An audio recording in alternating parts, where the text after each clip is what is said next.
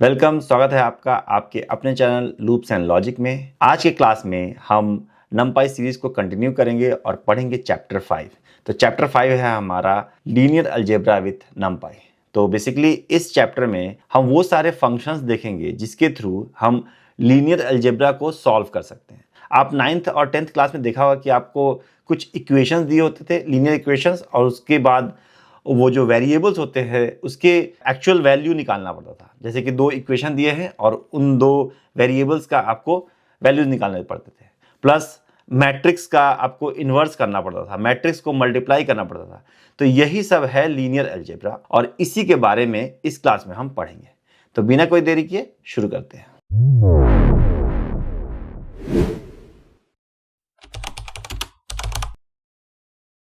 तो सबसे पहले देखते हैं कि लीनियर अलजेब्रा होता क्या है। तो लीनियर अलजेब्रा एक मैथमेटिक्स का ब्रांच है जो vectors, vector spaces, linear transformations, इन सब को पढ़ने पे फोकस करता है। और ये जनरली रिप्रेजेंटेशन मैट्रिसेस का और उसके डिटरमिनेंट्स निकालने में भी काफ़ी ज़्यादा उपयोग होता है। इसके कुछ एप्लीकेशंस हैं। तो सबसे पहला एप्लीकेशन अगर आप कंप्यूटर साइंस के फील्ड में देखो तो image processing, graphics, machine learning और डेटा एनालिसिस में काम होता है। इंजीनियरिंग में अगर देखो आप तो स्ट्रक्चरल एनालिसिस, अगर मान लो आप कोई सिविल इंजीनियर हो और कुछ स्ट्रक्चर के बारे में एनालिसिस करते हो तो उसके यूज होता है। रोबोटिक्स और कंट्रोल सिस्टम के बारे में यूज होता है। क्वांटम मैकेनिज्म, इलेक्ट्रोमैग्नेटिज्म, रिलेटिविटी के क्षेत्र में भी इसका काफी ज्यादा यूज है। और उसी तरह से मैथमेटिक्स, इकोनॉमिक्स और स्टैटिस्टिक्स के फील्ड में भी हम लीनियर अलजेब्रा का काफी ज्यादा यूज करते हैं। तो अब आप देख रहे हैं कि लीनियर अलजेब्रा का इतना ज्यादा यूज है, तो जब आप उसको ऑटोमेट करोगे, आप उस पर अपने प्रोग्राम्स लिखोगे, तो उसके लिए आप सोचिए कि कितना ज़्यादा उपयोगी हो सकता है ये सब जो नमपाई ने हमें प्रोवाइड किया है लीनियर अलजेब्रा को सॉल्व करने के लिए। हम कुछ इसके फंक्शंस, कुछ मॉड्यूल्स वगैरह हम देखते हैं। तो चूंकि हम नमपाई यूज़ कर रहे हैं तो इसको इंपोर्ट कर लेते हैं, इंपोर्ट नमपाई एज एनपी। और जब ये इंपोर्ट हो गया है तो जस्ट वेरीफाई करने के लिए इसका हम वर्जन देख लेते हैं, प्रिंट np.version.वर्जन। तो ये वर्जन रिटर्न कर रहा है, मतलब कि नमपाई हमने इंपोर्ट कर लिया है। सबसे पहला टॉपिक है इसमें मैट्रिक्स ट्रांसपोजिशन। तो बेसिकली मैट्रिक्स ट्रांसपोजिशन होता क्या है? तो अगर आपके पास कोई मैट्रिक्स है, उसमें रोज और कॉलम्स है और उसको आपको फ्लिप करना है, मतलब कि रो को कॉलम बनाना है और कॉलम को रो बनाना है, तो उसको बोलते हैं हम मैट्रिक्स ट्रांसपोजिशन। तो वो कैसे करते हैं? तो पहले सबसे पहले एक मैट्रिक्स बना लेते हैं। मैट्रिक्स क्या होता है? एक 2D एरे होता है। तो लेट्स क्रिएट एन एरे। तो लिखते हैं मैट्रिक्स इक्वल टू np.array और एक 2D एरे बना लेते हैं। सबसे पहले हम देते हैं पहला रो एंड देन दूसरा रो। तो ये हमारा मैट्रिक्स बन गया। इसको प्रिंट करते हैं। तो मैट्रिक्स बन गया, पहला रो ये है और दूसरा रो ये है। अब इसका ट्रांसपोजिशन करना है। ट्रांसपोजिशन मतलब करना है तो उसके लिए क्या होते हैं, हम जो भी एरे है उसके संग डॉट टी लगा देंगे तो वो उसको ट्रांसपोज कर देगा। तो let's see, print matrix dot T. ये आपको समझ में नहीं आएगा कि क्या क्यों हो रहा है, तो इसको यहाँ पे 2 की जगह इसको 3 कर देते हैं। इसको रन किए, अब हम करेंगे तब आपको समझ में आएगा। तो देखिए, ये जो कॉलम था वो रो बन गया और ये जो कॉलम था ये यहाँ पे रो बन गया। तो बेसिकली क्या हुआ कि रो जो था वो कॉलम बन गया और कॉलम जो था वो रो बन गया। तो इसी को बोलते हैं हम ट्रांसपोजिशन। हमारा नेक्स्ट टॉपिक है मैट्रिक्स मल्टीप्लिकेशन। तो मैट्रिक्स मल्टीप्लिकेशन क्या होता है? इसमें ज़्यादा हम डिटेल में नहीं जाएंगे कि मैट्रिक्स मल्टीप्लिकेशन होता क्या है, बट ये जानिए कि आपको अगर दो मैट्रिक्स को मल्टीप्लाई करना होगा तो पहले मैट्रिक्स का जो शेप होगा और जो दूसरे मैट्रिक्स का जो शेप होगा वो मैचिंग होनी चाहिए। मैचिंग मतलब कि पहले मैट्रिक्स का जो नंबर ऑफ कॉलम्स होंगे और दूसरे मैट्रिक्स का जो नंबर ऑफ रोज होंगे वो दोनों मैच करने चाहिए। अगर वो मैच नहीं करेगा तो वो मैट्रिक्स मल्टीप्लिकेशन नहीं हो सकता है। और यहाँ पे मैट्रिक्स मल्टीप्लिकेशन हम 2 तरीके से कर सकते हैं। एक हम डॉट प्रोडक्ट के थ्रू कर सकते हैं। तो डॉट प्रोडक्ट बेसिकली एक फंक्शन है डॉट एनपी का, उसके थ्रू कर सकते हैं। और हम @ ऑपरेटर के थ्रू भी कर सकते हैं। तो चलिए इसको देखते हैं। तो सबसे पहले पहला हम मैट्रिक्स बनाते हैं मैट1 और इसमें लिखते हैं np डॉट एरे। तो ये जो मैट्रिक्स बनाऊंगा मैं, ये 2x3 का होगा, मतलब कि 2 रो 3 कॉलम होंगे। तो पहला रो होगा हमारा 1, 2, 3 और दूसरा रो होगा 3, 4, 5। ये मेरा हो गया पहला मैट्रिक्स। दूसरा मैट्रिक्स हम बनाते हैं मैट्रिक्स 2 np डॉट एरे। अब इसमें यहां पे 3 कॉलम है, तो इस वाले में 3 रो होने ही चाहिए, भले आप कॉलम कितना भी दो। तो इसको हम बनाएंगे 3 रो 2 कॉलम। तो लेट्स क्रिएट इट। पहला रो है 2, 3, दूसरा रो है 4, 5 और तीसरा रो है 6, 2। अब इन दोनों को हम प्रिंट करके देख लेते हैं। प्रिंट फर्स्ट मैट्रिक्स में हम प्रिंट करते हैं mat1 और उसी तरह से दूसरा मैट्रिक्स भी प्रिंट कर लेते हैं। और यहाँ लिखते हैं सेकेंड मैट्रिक्स mat2। अब इसको एग्जीक्यूट करते हैं। तो पहला मैट्रिक्स ये है 3/2 और दूसरा मैट्रिक्स ये है 2/3। अब इसका हम मल्टीप्लिकेशन करके देखते हैं। तो 2 तरीके हैं मल्टीप्लिकेशन करने का। पहला है आपका डॉट प्रोडक्ट के थ्रू और दूसरा है एट द रेट के थ्रू। तो सबसे पहले हम डॉट प्रोडक्ट के थ्रू देख देते हैं। Matrix multiplication using dot product. तो इसके लिए क्या करना होगा, आपको np डॉट लिखना होगा और इसके अंदर दोनों मैट्रिक्स को पास करना होगा। पहला मैट्रिक्स mat1 होगा और दूसरा मैट्रिक्स mat2 होगा। तो इसको मल्टीप्लाई कर दिया और जो रिजल्ट होगा, जब भी मैट्रिक्स को मल्टीप्लाई करोगे तो पहला मैट्रिक्स का जो रो होगा और दूसरे मैट्रिक्स का जो कॉलम होगा वो वाला शेप बनेगा। तो पहले मैट्रिक्स का रो 2 थे तो 2 हुआ और दूसरे मैट्रिक्स का कॉलम 2 था तो 2 हुआ, इसलिए 2/2 हुआ। अब इसी तरह से अगर आप इसको mat2 और mat1 करोगे तो वो ये भी वर्क करेगा, क्योंकि इसका जो कॉलम है और इसका जो रो है दोनों मैच कर रहे हैं। तो ये परफेक्ट है, फाइन है। और ये देखिए 3/3 का बन गया कि 3 रो और 3 कॉलम। हम एक मैट्रिक्स बनाते हैं मैट्रिक्स 3, जिसमें हम देते हैं np डॉट एरे।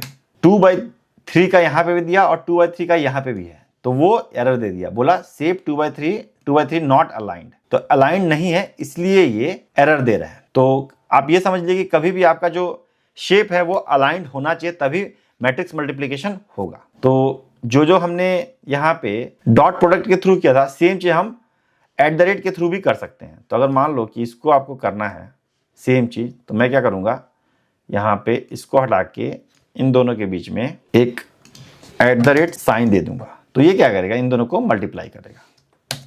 देखिए सेम आउटपुट आया। सिमिलरली यहाँ पे भी मैं सेम चीज कर सकता हूं।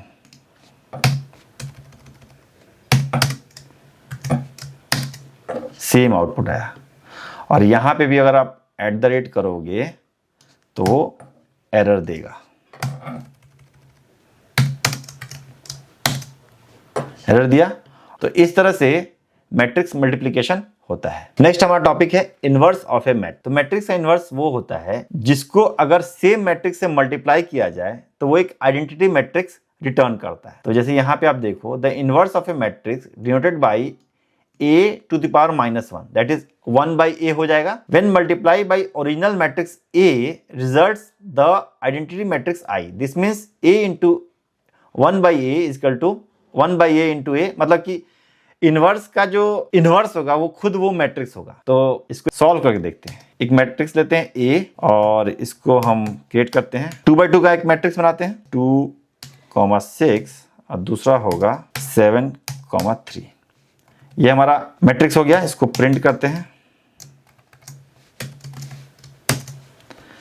अब इसका इनवर्स लेते हैं। इनवर्स के लिए हम लीनियर अलजेब्रा, एक मॉड्यूल है नंपाई का, उसका एक फंक्शन है इनवर्स, उसको यूज करेंगे। तो हम लोग लिख सकते हैं A inverse equal to np dot linear algebra lin alg dot INV मतलब इनवर्स। तो अब ए का इनवर्स कर रहे हो तो ए दोगे और इसको आप प्रिंट करके देखते हैं। ये देखिए ए का इनवर्स हो जाएगा ये। अब अगर आपको एक 3/2 एरे का आप देखते हैं कि उसका इनवर्स वो निकाल पाता है या नहीं निकाल पाता है, तो हम एक बी एरे बना देंगे और 3/2 एक एरे बनाएंगे। तो इसको हम बोलते हैं 9,3 और इसको हम प्रिंट कर लेते हैं और उसके बाद उसका इन्वर्स भी प्रिंट कर लेते हैं। इन्वर्स कैसे निकलता है, np.linalg.inverse b। ये देखिए यहाँ पे ये एरर दे दिया। एरर इसलिए दे दिया क्योंकि किसी भी स्क्वायर मैट्रिक्स का ही आप इन्वर्स निकाल सकते हो। अगर वो स्क्वायर मैट्रिक्स नहीं है तो इन्वर्स वो नहीं निकलेगा। Last 2 dimension of the array must be square. तो लास्ट का जो 2 डायमेंशन है, मतलब कि अगर आप एक एरे बना रहे हो जिसमें डेप्थ भी है लेकिन जो रो और कॉलम है वो सेम होने चाहिए, उसके जो नंबर है वो सेम होना चाहिए, तभी वो उसका इन्वर्स निकाल पाएगा, अदरवाइज ये एरर दे देगा। हमारा नेक्स्ट टॉपिक है डिटर्मिनेंट ऑफ ए मैट्रिक्स। तो बेसिकली अगर कोई मैट्रिक्स उसका अगर इन्वर्स निकल सकता है तो उसके लिए डिटर्मिनेंट जो होगा वो नॉन जीरो होगा। अगर डिटर्मिनेंट जीरो होता है मतलब कि उस मैट्रिक्स का इन्वर्स नहीं निकल सकता। तो लेट्स ट्राई इट। तो सबसे पहला हमारा मैट्रिक्स था ए, इसका डिटर्मिनेंट निकालते हैं कि क्या होता है।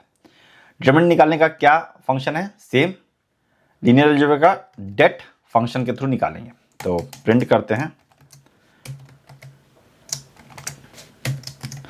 ए का, देखिए इसका जो डिटर्मिनेंट है -36 आया, मतलब कि ए का जो इन्वर्स है वो निकल सकता है, वो हमने निकाल के देखा था। सिमिलरली अगर आप बी का करते हो तो क्या होता है, लेट्स सी। बी का तो हम वैसे भी नहीं निकाल पाएंगे क्योंकि वो स्क्वायर मैट्रिक्स नहीं है, तो उसके लिए भी डिटर्मिनेंट जो है वो एरर आपका दे देगा। तो हम एक ऐसा मैट्रिक्स ढूंढते हैं जिसका इन्वर्स नहीं हो सकता। तो हम एक मैट्रिक्स बनाते हैं सी, 2/2 का ही मैट्रिक्स बनाएंगे, 1 2 और 2 4। तो इसको पहले प्रिंट करते हैं। सी आपका ये हो रहा है और इसका जो इन्वर्स है वो देख लेते हैं। Print np.linalg.inverse c। तो ये एरर दे दिया क्योंकि इसका इन्वर्स प्रेजेंट नहीं है, सिंगुलर मैट्रिक्स है इसलिए इसका इन्वर्स नहीं है। अब इसका हम डिटर्मिनेंट निकाल के देखते हैं कि क्या होता है। तो प्रिंट np.linalg.det c।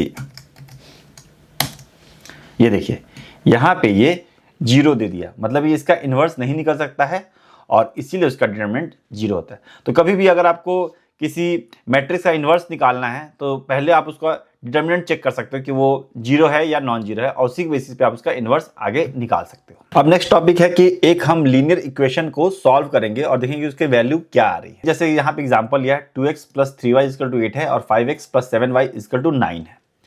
तो इसको अगर सॉल्व करना है तो वो आप नमपाई के थ्रू कैसे सॉल्व कर सकते हैं वो देखते हैं। तो उसको सॉल्व करने का हमारे पास फंक्शन है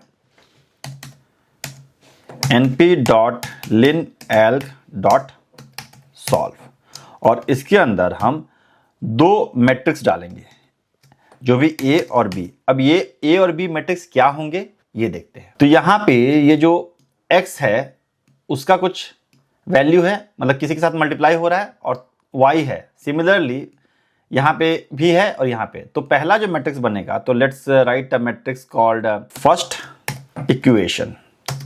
फर्स्ट इक्वेशन हमारा है 2 और 3 है और 5 और 7 है, तो मतलब कि ये 2/2 का मैट्रिक्स बनेगा। तो वो हम बना लेते हैं np.array।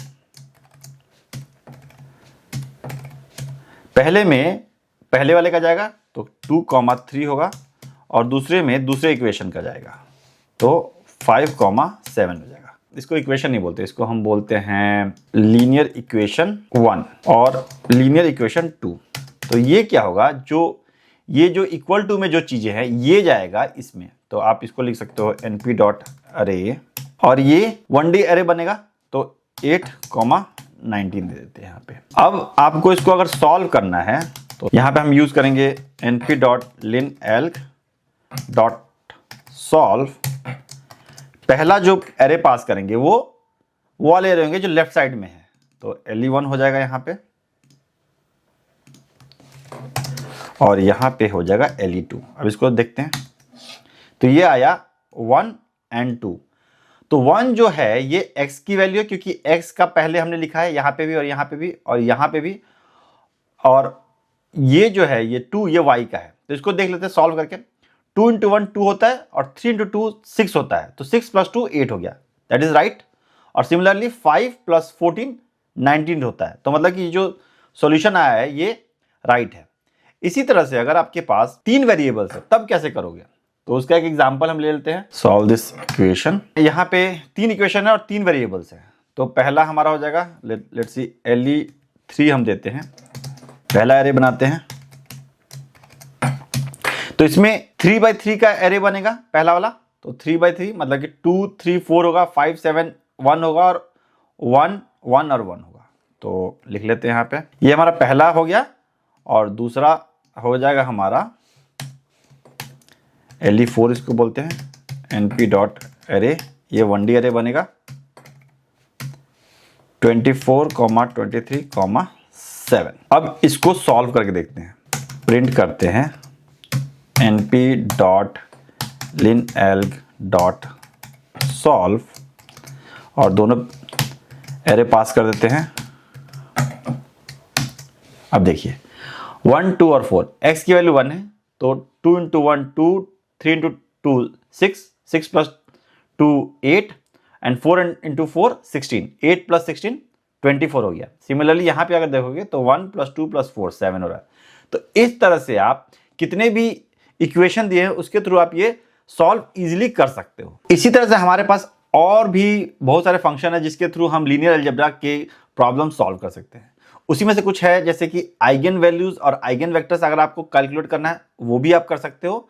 और इसका यूज जनरली मशीन लर्निंग और क्वांटम मैकेनिक्स में ही होता है। उसी तरह से अगर आपको सिंगुलर वैल्यू डिकम्पोजिशन करना है जिसका यूज इमेज कंप्रेशन में होता है या रिकमेंडेशन सिस्टम में होता है, और अगर आपको किसी वेक्टर का नॉर्म निकालना है वो भी आप इजीली कर सकते हो numpy में, और इसका यूज जनरली मशीन लर्निंग में होता है। और इन सब का जैसे कि आप देख सकते हो यहाँ पे मॉड्यूल दिया हुआ है, इसमें हम ज़्यादा डिटेल्स में नहीं जाएंगे ये कैसे वर्क करता है, क्योंकि अगर मैं इसको समझाने बैठूंगा तो ये काफ़ी बड़ा चैप्टर हो जाएगा, तो हम लोग डिटेल में जाएंगे। जस्ट आप ये जान लीजिए ये सब भी आप सॉल्व कर सकते हो numpy के थ्रू। तो ये था हमारा आज का पूरा क्लास। आई होप कि आपको समझ में आया होगा। अगर फिर भी कोई डाउट है तो आप मुझे कमेंट कर सकते हैं, मैं आपको ट्राई करूंगा आंसर करने का। मिलते हैं नेक्स्ट क्लास में, तब तक कीप लर्निंग।